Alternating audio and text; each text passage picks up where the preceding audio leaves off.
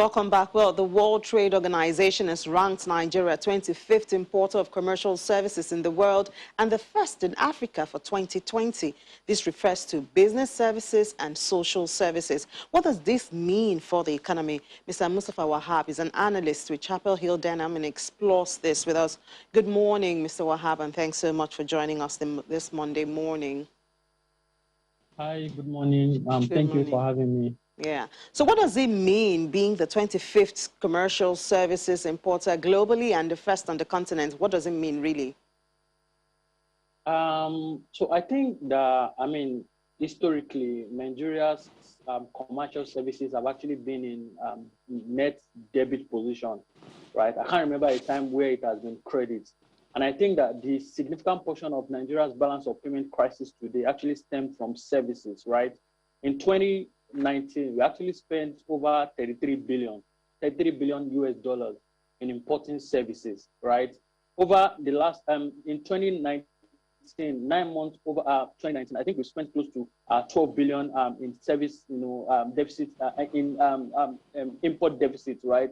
And I think that by the end of 2020, once the data come out as released by the CBN, it's probably going to hit the milestone that we saw in 2019, despite this sort of pandemic that we had, for most of the year, right? So in my own opinion, I think that it is about time for, Nigerians especially to start looking inward, when it comes to, employing, services in the country rather than looking abroad. I think if that is done, a significant portion of our, currency, crisis would be solved if, Nigerians look inward rather than, importing any other thing, anything that they lay their hands on.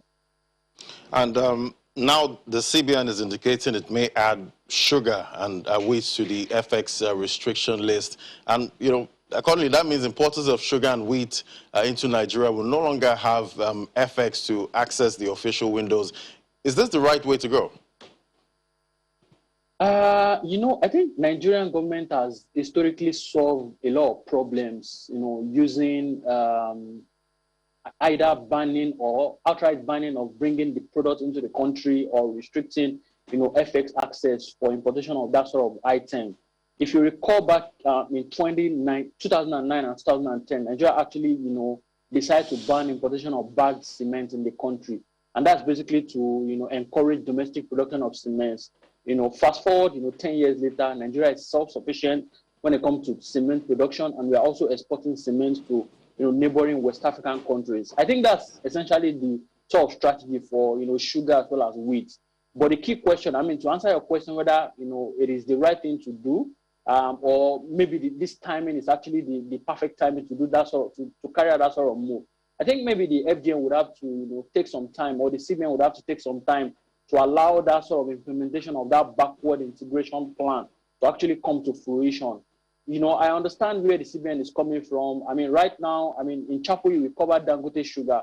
And I think that one of the key problems, as far as, the performance for Dangote Sugar is concerned, is the fact that the company actually faced significant volatility in terms of, movement of global raw sugar prices or, FX crisis. Once all of these domestic sugar refiners are able to backward integrate fully, that just basically remove that issue of, volatility as far as FX is concerned, and obviously on raw sugar prices. But again, the key question is this time the right time, to carry out that sort of policy? What I think is that FGM would have to allow more time, perhaps, allow, BIP plan to move towards, 2028, 2030 levels before we start to see, any meaningful sugarcane production in the country, where we basically eliminate that sort of need for FX to import that move. And to put that number in perspective, I think between the last 10 years, Nigeria has actually spent close to 9 billion to import whether raw sugar or refined sugar into the country, and that's putting a lot of significant pressure as far as defending the currency is concerned. So in a period where we are facing significant FX crisis, it just basically makes sense for CBN to start to look for ways that would help them reduce the pressure on foreign exchange reserves and obviously on the currency. Yeah, so when and if the CBN and the federal government decide to do that, what do you think will happen to staple food like bread and other wheat products, which are, normal things that are consumed by Nigerians? So I think, the immediate impact is usually, significant pressure as far as, our prices is concerned for bread and obviously any other, finished product that, relies significantly on sugar. Right now, we're seeing a lot of pressure as far as food inflation is concerned. I think we're almost hitting, 23% levels year-on-year movement for food inflation the last time we checked, right? If FGN or CBN essentially go through to implementing this sort of move, we will now start to see even an aggressive, inflationary movement when it comes to, food and any other, items that rely heavily on sugar inputs to finish the production. I think that's essentially the views. All right. While Nigeria is dealing with inflation of 18.17% year-on-year in March, China's economy grew by 18.3% year-on-year in Q1 21, and the highest since MBS started keeping a year-on-year growth record in 1993. What lessons can we learn from China? I think one of the key things you and I know about China is it's an economy that relies heavily on the external sector, right? China is an importer of major, items, globally in the world, and I think that's one of the key reasons why you are seeing, significant improvement as far as Chinese economy is concerned. And that 18% growth, really, it's one-off. If you go back prior to pandemic, what you see China economy does, I think it averaged between 5 to 7%, quarterly growth. And it was because of the fact that we saw, significant deceleration in economic activity over 2020 due to that, outbreak of COVID.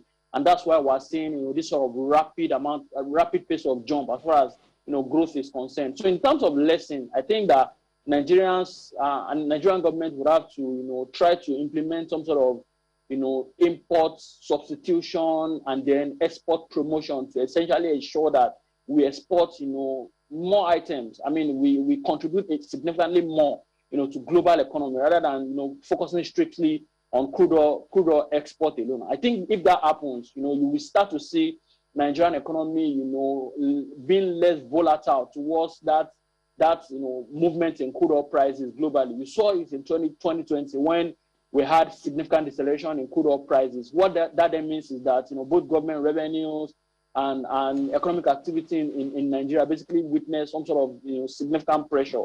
If we are exposed to a lot more commodities or a lot more finished items rather than focusing strictly on crude oil, I think it will be a lot better and we'll see significant economic growth in Nigeria other than what we're seeing today.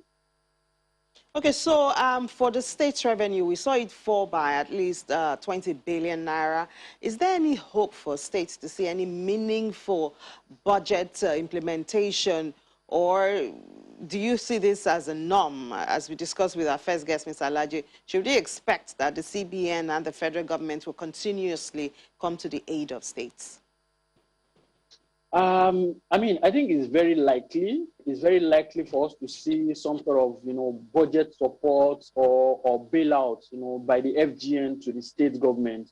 And if you check the last fact, I think both FGN and state actually shared roughly 640 billion in April, right?